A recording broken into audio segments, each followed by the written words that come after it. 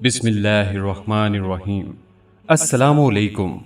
Islamic leader के मुअज़्ज़ज़ ख़ातीन व हज़रात, हम उम्मीद करते हैं कि आप खैरियत से होंगे और हमारी दुआ भी यही है कि अल्लाह करीम आपको खैर व आफियत से रखे।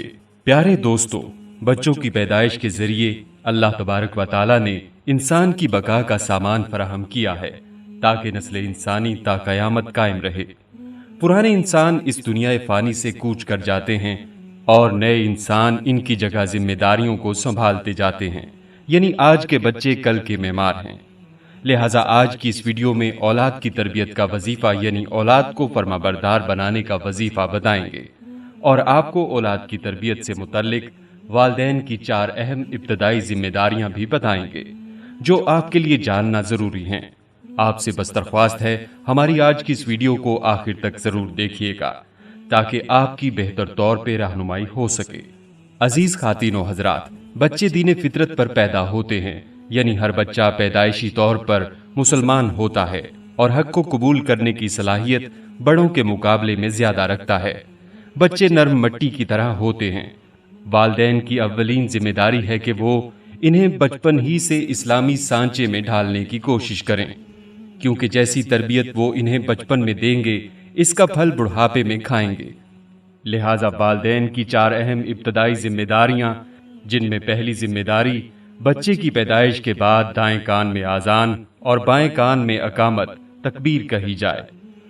फिर 7वें दिन बच्चे का अकीका करें। लड़के के लिए 2 बकरे या जानवर और लड़की के लिए 1 बकरा या जानवर ज़िबा करें। अकीका दरअसल बच्चे की जान का सदका होता है।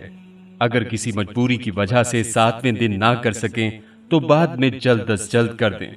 वालिदैन की जिम्मेदारी है कि बच्चे का अच्छा नाम रखें, यानी जिसके मानी अच्छे हों। ये पहला तोहफा है जो वालिदैन की तरफ से बच्चे को मिलता है। और कुव्वते गोयाई शुरू होते ही अल्लाह का नाम बच्चे को सिखाएं, फिर कलमा तैयबा सिखाएं। दौरे हाजिर में जबकि मुआशरे में हर सू गैर इस्लामी माहौल नजर आता है, फिर जदीद टेक्नोलॉजी ने भी बच्चों के इस्लामी तर्ज पर तरबियत में मुश्किल पैदा कर दी है। यूं वालिदैन की जिम्मेदारियों में इजाफा कर दिया है। असरे हाजिर में बच्चों की तरबियत का पूरा दारोमदार वालिदैन और उनके अपने घर के माहौल पर मुनहसिर हो गया है। खास तौर पर माँ की जिम्मेदारियों में ज्यादा इजाफा हो गया है, क्योंकि माँ का ज्यादा वक्त बच्चों के साथ गुजरता है। यही वजह है कि माँ की गोद को अव्वलीन दरसगाह कहा जाता है। वालिदैन की जिम्मेदारी है कि कम उम्री ही में इस्लामी और इखलाकी तालीमात से रोशनास कराएं, क्योंकि इस्लामी तालीमात का हकीकी मकसद इंसान को इंसानियत से हमकिनार करना है, ताकि वो ना सिर्फ अपनी ज़ात के लिए साहिब खैर हो जाए बल्कि दूसरों के लिए भी खैर का सबब बन जाए।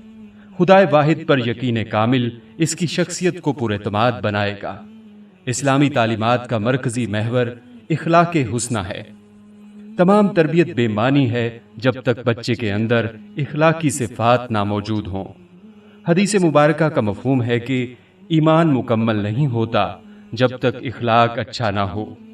हुजूर अकरम सल्लल्लाहु अलैहि वसल्लम ने एक और मौका पर फरमाया, मफहूम है एक आदमी का अपनी औलाद को अदब देना एक सा खैरात करने से बेहतर है।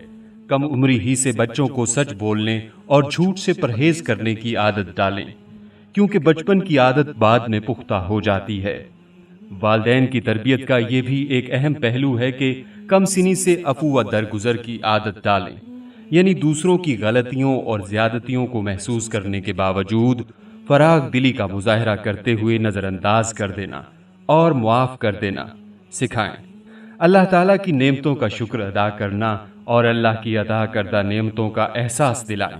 इसके अलावा सुन्नत नबवी सल्लल्लाहु अलैहि वसल्लम के मुताबिक तमाम रोज़मर्रा की दुआएं याद करवाना भी कम सिनी में ज़्यादा बेहतर है, क्योंकि इस उम्र में हाफ़ज़ा ज़्यादा तेज़ होता है।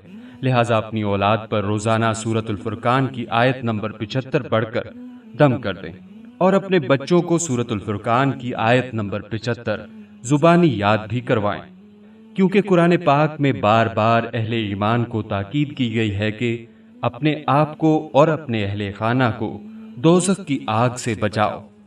यानी घर के सरबराह की ये अहम जिम्मेदारी है कि दीन की तालीम दे, बुनियादी अकायद, नेकी व बदी और तकवा के मफहूम को वाज़े करे, इस्लामी तर्ज ज़िंदगी अपनाए और घर वालों को तलकीन करे।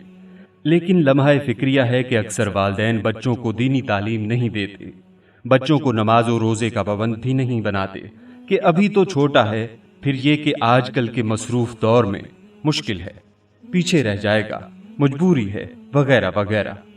ऐसे ही वालिदैन के लिए फरमाया गया है कि अपने आप को और अपने घर वालों को दोज़ख की आग में धकेलने वाले हैं। लिहाजा सूरतुल फुरकान की आयत नंबर 75 में अल्लाह ताला फरमाते हैं कि मोमिन मुसलमान तो ये दुआ करते हैं कि ऐ परवरदिगार, तू हमें हमारी बीवियों और औलाद से आंखों की ठंडक अता फरमा। यानी अल्लाह के मकबूल बंदे सिर्फ अपने नफ्स की इस्लाह और आमाले सालिहा के लिए दुआएं नहीं करते, बल्कि अपनी औलाद और बीवियों की इस्लाह व आमाल व इखलाक की फिक्र करते हैं और दुआ गो रहते हैं।